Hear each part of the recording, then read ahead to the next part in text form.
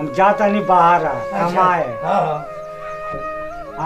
कमा के आए बा तू हमारा लड़कनिया के शादी कर दी। हाँ ठीक बा शादी कर दो।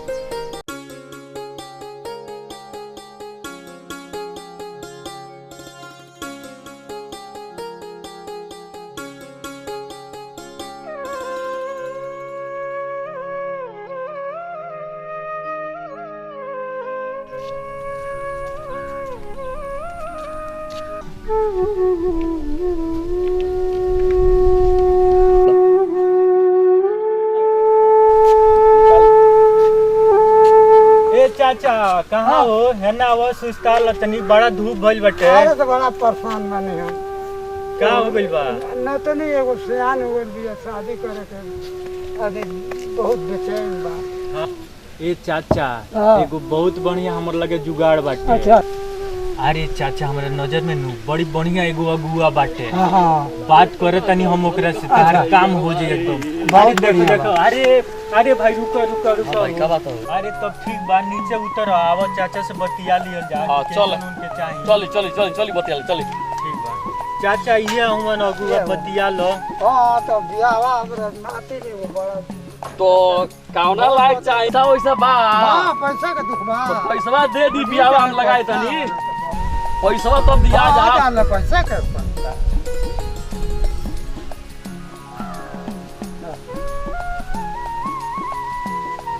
पैसा गिन लो। विश्वास बा हमरा।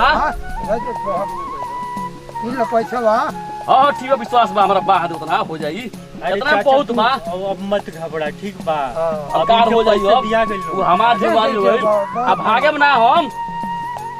बहुत बढ़िया। हां ठीक बा हो जाई कार हो जाई। अरे काहे के बोललो?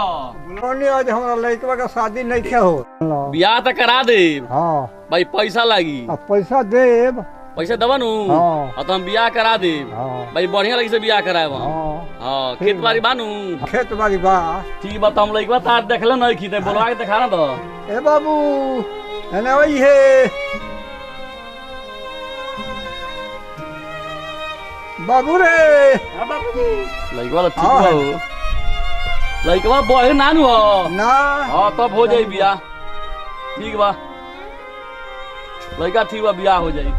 काम बाकी तनी एगो बहुत बेसी लइका बा ओकर शादी करावे बा। तो तू बियाहवा कली तो ये पहले बताओ दूसरा के नाव को हम शादी अरे करे कितना बड़ा बदनामी होई। ओकरो तो घरवा बस जाई कम से कम। ओकर घर बस जाई लेकिन पाप त हमरा मुड़ी पे अरे लगाई। ओकर पैसा दिए तरह के घर।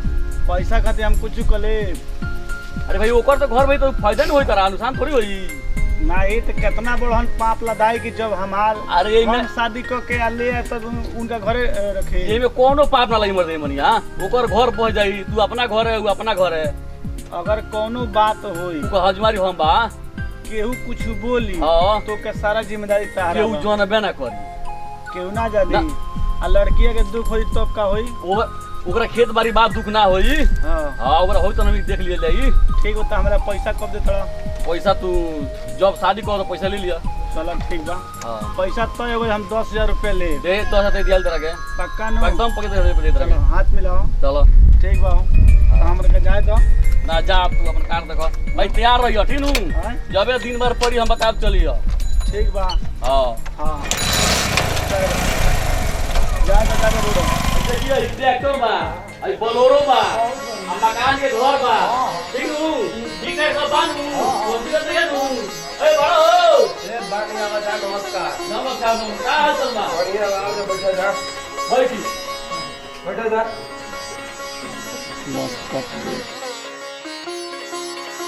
सब बढ़िया बा। ए बाबू कहां बाड़े?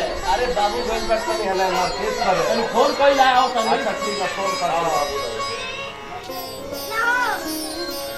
का लागत देखे का? ये तो बताओ तो बाबू कहीं बिजी बाड़े। हां अरे जमाने हुई न बा का कइल जा। अच्छा एक गलौरी मिलावट कर। ए कहां बाड़े बाबू? उसका मिलावट तनी ट्राई करबो। हेलो ए आवाना भाई आई बड़ दू जन मेहमान। हां तरह ए ना होइले भाई कबले होइयो। ए आइए तो गोइले हो जा भैया। भैया तो ध्यान तो गई अच्छा था देख ली ये लड़कवा हो ना ठीक बा बहुत बढ़िया अब तो चलो तब था लगो हाँ तो आओ तेरे भैया लंबा रात है अच्छा तो ठीक बा देख लियो जाओ ठीक बा नमस्कार नमस्कार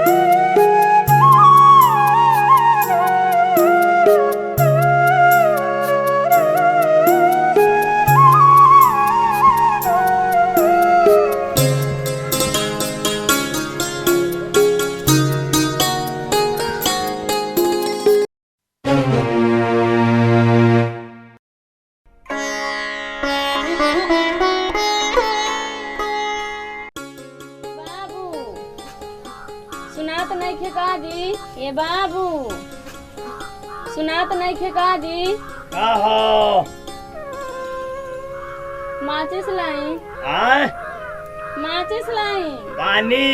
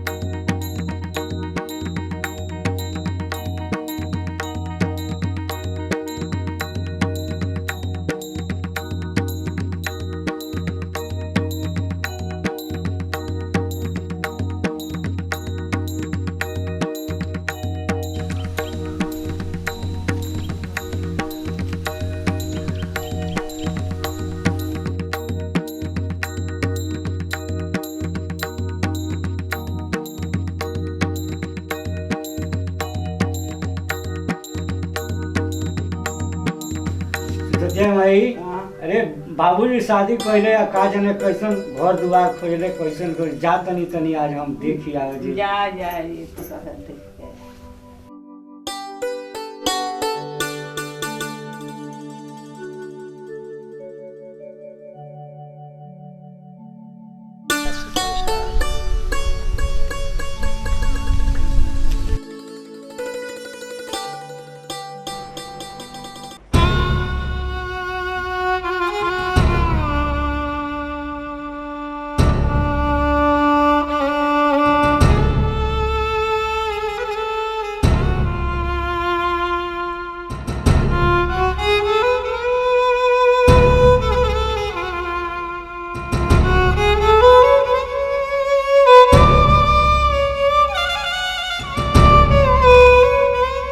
बेटी काहे कपर हाथ धइले बड़े का परेशानी बा तोरा रे काहे परेशानी बा? काका ओ काका 4 दिन में मिले फाका ओ काका। अरे 4 दिन बा तोरा खाए के मिलेला? हाँ ओ काका 4 दिन में अरे हमरा घरे इतना बा तोरा 4 दिन पर खाए के मिलेला? जाए दे बेटी तो दौरा तोरा के मानेला। हाँ पापा ओ पापा उठ दोनों कानवा के साफा पापा ओ पापा। का हमरा के मानी जाने पानी मांगिले तो आगे लावेला आगे मांगिले तो पानी लावेला। जाए दे बेटी तो ससुर तो के माने ले। काकावा रे काकावा काकावा रे काकावा ससुई के मारल लकावा रे काकावा। चल तो हम एको मिनट एजा ना रह दे चल हमरा साथे तू।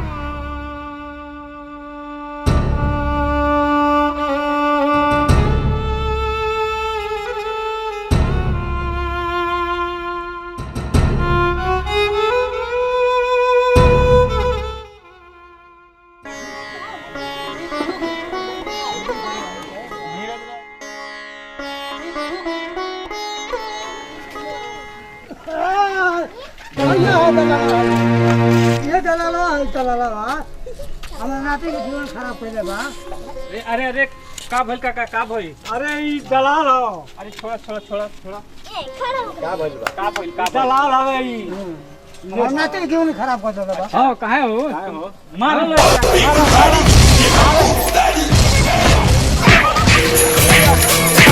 हाँ ये आया दलाल या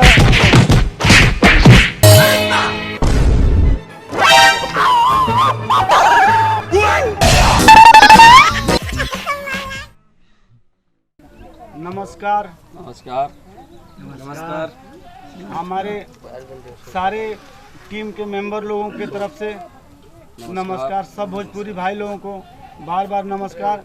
और हम लोग ये शॉर्ट मूवी बनाए हैं ताकि पब्लिक में जो दहेज प्रथा की जागरूक लोग बहुत दहेज ले रहे हैं और दे रहे हैं, इसका बनाने का हम लोग का उद्देश्य है कि दहेज लोग ना लें और कभी भी किसी भी व्यक्ति पे भरोसा ऐसे नहीं करना चाहिए ताकि अपनी लड़की का जो ज़िंदगी है बर्बाद हो और भरोसा करके ज़िंदगी ख़राब नहीं करना चाहिए।